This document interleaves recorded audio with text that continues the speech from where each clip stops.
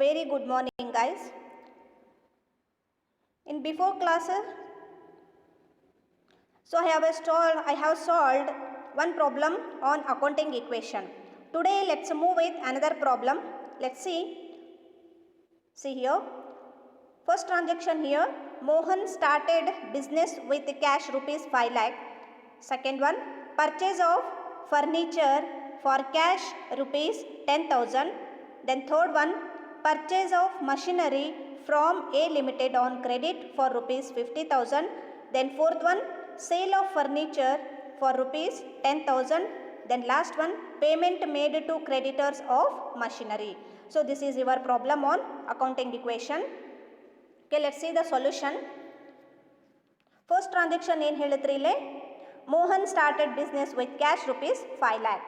So here Mohan business start ಮಾಡಿದಾನೆ. ಎಷ್ಟು investment ಹಾಕಿ ಸ್ಟಾರ್ಟ್ ಮಾಡಿದಾನೆ ಇಲ್ಲಿ 5 lakh rupee. Okay, he has started business with cash, that is 5 lakh rupees.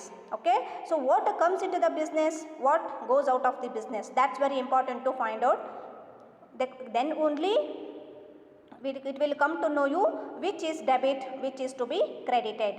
Okay, so see, so cash ಹಾಕಿದವನು ಎಷ್ಟು investment ಮಾಡ್ಯಾನ್ರಿ 5 lakh. So 5 lakh ಹಾಕಿ ಏನು ಮಾಡಿದಾನ, ಬಿಸ್ನೆಸ್ನ ಸ್ಟಾರ್ಟ್ ಮಾಡಿದಾನ.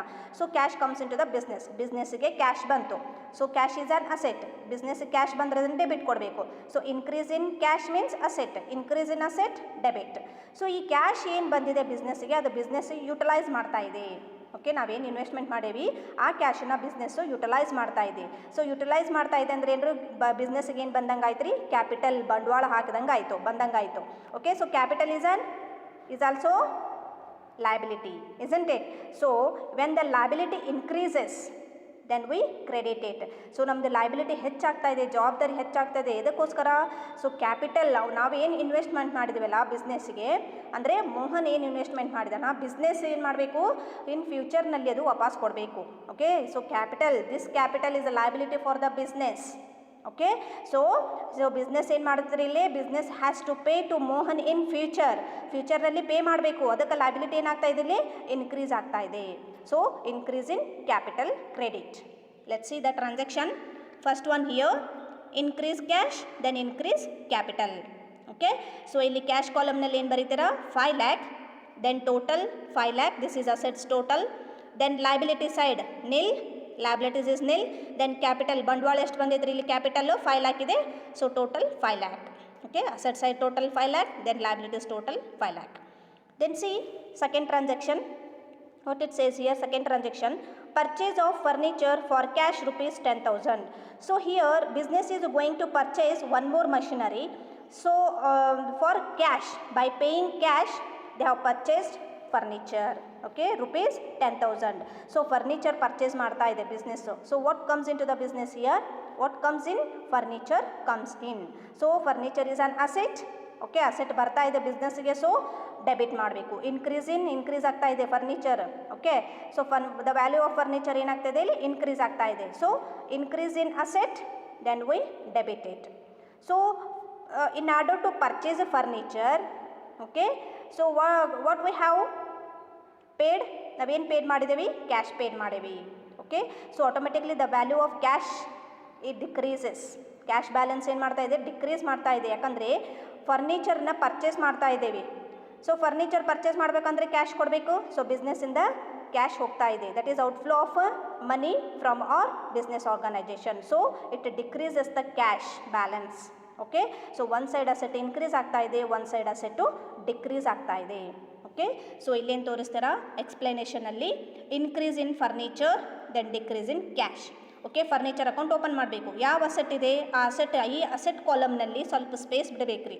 ಓಕೆ, ಸೊ ಹೆಂಗೆ ನಾವು ಪರ್ಚೇಸ್ ಮಾಡ್ತಾ ಇರ್ತೀವಿ ಅಸೆಟನ್ನು, ಆ ಥರ ನಾವು ಕಾಲಮ್ ಹಾಕೋತಾ ಹೋಗಬೇಕು. Okay, so here furniture, we have purchased furniture. So that's why I have opened here furniture column. Furniture ಎಷ್ಟಕ್ಕೆ ತೊಗೊಂಡೇವಿ, 10,000 ತೋರಿಸ್ಬೇಕು. then so in order to purchase furniture we have to pay cash. so cash in ಎಷ್ಟು pay ಮಾಡ್ತೀರಾ, 10,000 deduct. so bracket indicates deduct. yesterday I have told you. okay, so we have to deduct out of this amount. So ಇಲ್ಲೇನಾಯ್ತು ರೀ, 5 lakh ಒಳಗೆ 10,000 ಹೋದ್ರೆ ಎಷ್ಟಾಯಿತು 4,90,000. So furniture amount 10,000. So total ಎಷ್ಟಾಯ್ತು ರೀ 4,90,000 plus 10,000 that is 5 lakh. So there is no effect on liability side as it is. Then capital we have to borrow old balance 5 lakh, then total 5 lakh. Let's see the third transaction. So here third transaction, purchase of machinery from A Limited on credit for rupees 50,000. Okay, so here business is going to purchase a machinery. On which basis? On credit basis. They have clearly mentioned here guys. See guys, on credit for rupees 50,000. They have clearly mentioned on credit means credit base ಮೇಲೆ A ಅನ್ನೋರ ಕಡೆಯಿಂದ ಮಷಿನರಿನ purchase ಮಾಡ್ತಾ ಇದ್ದಾರೆ. Means this is a liability. So liability ಏನಾಗ್ತಾ ಇದೆ ನಿಮ್ಮದು ಜವಾಬ್ದಾರಿ, liability ಏನಾಗ್ತಾ ಇದೆ ಇನ್ಕ್ರೀಸ್ ಆಗ್ತಾ ಇದೆ. So what comes in to the business here machinery. So machinery ಬರ್ತಾ ಇದೆ ಬಿಸ್ನೆಸ್ಗೆ. So machinery is an asset. Increase in asset, increase in asset debit. Okay, then on credit ಅಂದರೆ ಯಾರ ಕಡೆಯಿಂದ ಪರ್ಚೇಸ್ ಮಾಡಿದ್ದಾರೆ ಫ್ರಮ್ ಎ ಲಿಮಿಟೆಡ್. ಎ ಅನ್ನೋರ ಕಡೆಯಿಂದ ನಾವು ಮಷಿನರಿನ purchase ಮಾಡ್ತಾ ಇದ್ದೀವಿ. ಸೊ ಅವರ್ ಲಯಬಿಲಿಟಿ ಏನಾಗ್ತಿದೆ ಉದ್ರಿ ಮೇಲೆ ತೊಗೊಂಡಿವಿ. Okay, we have to pay in ಫ್ಯೂಚರ್ನಲ್ಲಿ ನಾವು ಪೇ ಮಾಡಬೇಕಾಗುತ್ತೆ. ಸೊ ಅದಕ್ಕೆ ನಮ್ಮ ಲಯಬಿಲಿಟಿ ಏನಾಗ್ತಾ ಇದೆ ಇನ್ಕ್ರೀಸ್ ಆಗ್ತಾ ಇದೆ. ಓಕೆ, ನಮ್ಮ ಲಯಬಿಲಿಟಿ ಏನಾಯ್ತಿಲ್ಲ ಏನೋರು ಏನ್ರಿ ಇವರು creditors suppliers. It's nothing but ಏನೋನು ಕ್ರೆಡಿಟರ್ ಅವ, ನಮ್ಮ ಕ್ರೆಡಿಟರ್ ಅವ್ರ ಕಡೆಯಿಂದ ನಾವು ಮಷಿನರಿನ ಪರ್ಚೇಸ್ ಮಾಡ್ತಾ ಇದ್ದೀವಿ. ಸೊ ನಮ್ಮ ಲಯಬಿಲಿಟಿ ಏನಾಯ್ತು ಇಲ್ಲಿ ಇನ್ಕ್ರೀಸ್ ಆಗ್ತಾ ಇದೆ. So see guys, so increase in machinery then increase in credit. Credit means our liability increases. Okay, so here machinery, one more machinery column we have to open, that is machinery. Okay, so increase in machinery. Machinery how much? Machinery value here 50,000. Machinery 50,000.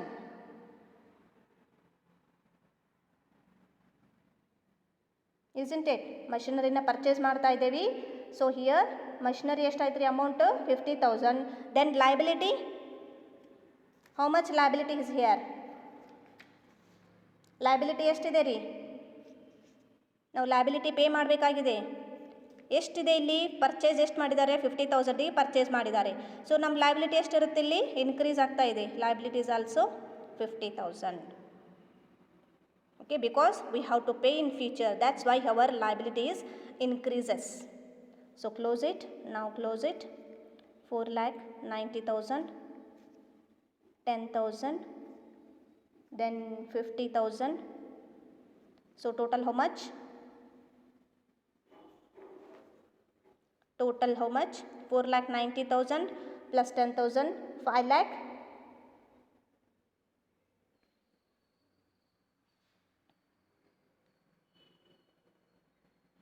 Isn't it? 4,90,000 plus 10,000, 5 lakh, 50,000.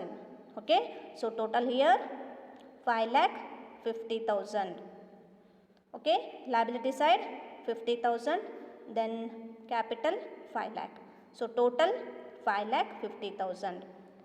And the total side, asset side total and liability side total, both are same. Then see fourth one. See fourth one here, sale of furniture for rupees 10,000. Okay, so furniture ಏನಿದೆ ಅದನ್ನು ಮಾರ್ತಾ ಇದ್ದಾರೆ. ಎಷ್ಟಕ್ಕೆ ಮಾರ್ತಾ ಇದ್ದಾರೆ? 10,000ಗೆ ಮಾರ್ತಾ ಇದ್ದಾರೆ. Okay, so here sale of furniture. Furniture ಹೋಗ್ತಾ ಇದೆ ನಮ್ಮಿಂದ, ಬಿಸ್ನೆಸ್ಸಿಂದ ಫರ್ನಿಚರ್ ಹೋಗ್ತಾ ಇದೆ. ಸೊ ಇಲ್ಲೇನಾದ್ರಿ furniture is an asset. So ಹೋಗ್ತಾ ಇದೆ ಅಂದರೆ ಏನು ಮಾಡ್ಬೇಕು ರೀ? ಡಿಕ್ರೀಸ್ ಆಗ್ತಾ ಇದೆ. ಫರ್ನಿಚರ್ ಏನಾಗ್ತಾ ಇದೆ ಇಲ್ಲಿ? Decrease, because it is going out from the ಬಿಸ್ನೆಸ್ಸಿಂದ ಹೋಗ್ತಾ ಇದೆ. So what comes in to the business? Cash. Cash increases. Cash is also an asset. Okay, so cash here ಏನಾಗ್ತಾ ಇದೆ ಇಲ್ಲಿ? ಇನ್ಕ್ರೀಸ್ ಆಗ್ತಾ ಇದೆ. ಯಾಕಂದರೆ ಫರ್ನಿಚರ್ ಸೇಲ್ ಮಾಡಿದ್ರಿ. So in return we are getting money. Okay, so one side asset decrease ಆಗ್ತಾ ಇದೆ, one side asset increase ಆಗ್ತಾ ಇದೆ. So we have to show here increase cash, then decrease furniture. Okay. So cash ಎಷ್ಟು ಬರ್ತಾ ಇದ್ದಾರೆ ಇಲ್ಲಿ 10,000. Okay. So furniture ಏನಾಗ್ತಾ ಇದೆ ಇಲ್ಲಿ ಹೋಗ್ತಾ ಇದೆ, ಸೇಲ್ ಮಾಡಾಕತ್ತೀವಿ. So we have to deduct here because we are selling this furniture for ₹10,000. Okay, there is no effect on machinery and also there is no effect on liability side. Now close it. 4,90,000 plus 10,000 5 lakh. Then 10,000 or 10,000 hodre nil aitri. Okay, then 50,000, then 5 lakh. Total ಎಷ್ಟು ಆಯ್ತು ರೀ 5,50,000, then 50,000, then capital 5 lakh, so total 5,50,000. Okay, then again asset side total and liability side total both are equal. Then last transaction guys, payment made to creditors of machinery. Okay, they have not mentioned amount. Okay, so here they have not mentioned amount, so it is a common sense, means payment made to creditors of machinery, this transaction is related to third transaction. Understand guys? Please try to understand. Payment made to creditors of machinery. So ಇಲ್ಲಿ ಏನು ಮಾಡಿದಾರೆ ರೀ, ಪೇಮೆಂಟ್ನ pay ಮಾಡಿದಾರ ಕ್ರೆಡಿಟರ್ಸಿಗೆ ಅಂದರೆ suppliers.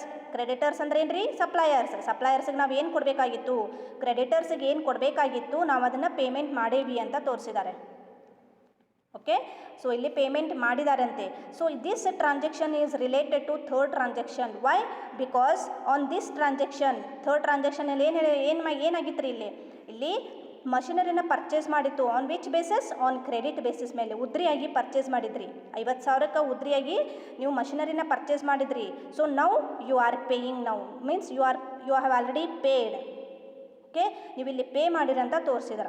Okay, so that's why here ಇಲ್ಲೇನಾತ್ರಿ payment ಮಾಡಿದಾರ. Payment ಮಾಡಿರಂದ್ರೆ ಏನು ರೀ, ಕ್ಯಾಶ್ ಏನಾಯ್ತು ಇಲ್ಲಿ ಡಿಕ್ರೀಸಸ್. ಕ್ಯಾಶ್ ಆಟೋಮೆಟಿಕಲಿ ಪೇಮೆಂಟ್ ಮಾಡಿದ್ರೆ ಏನಾತ್ರಿ ಇಲ್ಲಿ ಕ್ಯಾಶು ಡಿಕ್ರೀಸ್ ಆಯಿತು. So liability also credit also decreases. ನಮ್ಮ ಲೈಬಿಲಿಟಿ ಏನಿತ್ತು ಅದು ಆಲ್ಸೋ ಏನಾಗೈತಿ ಡಿಕ್ರೀಸ್ ಆಗ್ತಾ ಇದೆ. ಸೊ ಮೂರನೇ ಟ್ರಾನ್ಸಾಕ್ಷನ್ ಏನೈತ್ರಿ ಇಲ್ಲಿ ನೋಡ್ರಿ, ಇಲ್ಲಿ ಮೂರನೇ ಟ್ರಾನ್ಸಾಕ್ಷನ್ ಮಷಿನರಿನ ಪರ್ಚೇಸ್ ಮಾಡಿದ್ರಿ, ನಮ್ಮ ಲೈಬಿಲಿಟಿ ಪೇ ಮಾಡಬೇಕಾಗಿತ್ತು. ಎಷ್ಟು ಪೇ ಮಾಡಬೇಕಾಗಿತ್ತು? 50,000. ಸೊ ಅದನ್ನು ಈಗ ಅವರು ಪೇ ಮಾಡ್ತಾ ಇದ್ದಾರೆ. ಸೊ ನಮ್ಮ ಲೈಬಿಲಿಟಿ ಏನು ಇನ್ಕ್ರೀಸ್ ಆಗಿತ್ತು, ಇವಾಗ ಇದು ಡಿಕ್ರೀಸ್ ಆಗ್ತಾ ಇದೆ, ಯಾಕಂದರೆ ನಾವು ಆಲ್ರೆಡಿ ಪೇಡ್ ಅಂತ ಹೇಳ್ತಾ ಇದ್ದಾರೆ. ಸೊ ಲಾಸ್ಟ್ ಟ್ರಾನ್ಸಾಕ್ಷನ್ ಏನು ಹೇಳ್ತಾ ಇದ್ದಾರೆ, payment made to creditors of ಮಷಿನರಿಗೆ ಏನು ಪರ್ಚೇಸ್ ಮಾಡಿದ್ವಿ ಸಪ್ಲೈಯರ್ ಕಡೆಯಿಂದ ಅದನ್ನು ಪೇಮೆಂಟ್ ಮಾಡಿವಿ ಅಂತ ತೋರಿಸ್ತಾ ಇದ್ದಾರೆ. ಸೊ ಇಲ್ಲೇನು ಬರೀತೀರಾ, decrease in cash and also decrease credit. Credit means here credits are liability, our liability is decreasing. Okay, how much 50,000. ನಮ್ಮ ಲೈಬಿಲಿಟಿ ಎಷ್ಟಿತ್ತು ಇಲ್ಲಿ ಪೇ ಮಾಡೋದು, ಲೈಬಿಲಿಟಿ ಎಷ್ಟಿತ್ತು ರೀ ನಮ್ಮ ಪೇ ಮಾಡೋದು, ಅಷ್ಟು ಅಮೌಂಟನ್ನು ಫುಲ್ಲಿ ಅಮೌಂಟ್ ಏನು ಮಾಡ್ತಾ ಇದ್ದಾರೆ ಇಲ್ಲಿ ಪೇ ಮಾಡ್ತಾ ಇದ್ದಾರೆ. ಸೊ ಕ್ಯಾಶ್ ಪೇ ಮಾಡಿದಾರೆ ಅಂದರೆ ಕ್ಯಾಶಿಂದ ಹೋಗುತ್ತೆ, ನಮ್ಮ ಕ್ಯಾಶಿಂದ ಪೇ ಮಾಡ್ತೀವಿ. ಸೊ 50,000 5 lakh ಒಳಗೆ ನಾವು 50,000 ಪೇ ಮಾಡ್ತಾ ಇದ್ದೀವಿ. Then our liability is nil. So ನಮ್ಮ ಲೈಬಿಲಿಟಿ ಏನಿತ್ತು ಫುಲ್ಲಿನ ಇಲ್ಲಿ ಪೇ ಮಾಡಿದ್ದೇವೆ. ಓಕೆ, ನಾವು ಕ್ಲೋಸ್ ಇಟ್. ಸೊ ಇದು 4,50,000, then nil 50,000, then 5 lakh, then nil, then capital 5 lakh. So total 5 lakh. So total ಇಲ್ಲೇನಾತ್ರಿ, asset side total 5 lakh, then liability side total 5 lakh. So both are equal.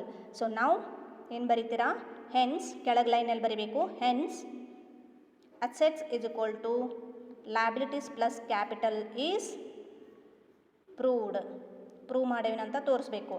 Because ಇಲ್ಲೇನೈತ್ರಿ, the assets will always be equal to the total liabilities and capital, isn't it? So assets ಗೆ capital ಮತ್ತು liability ಸಮ ಅಂತ ತೋರಿಸಬೇಕು.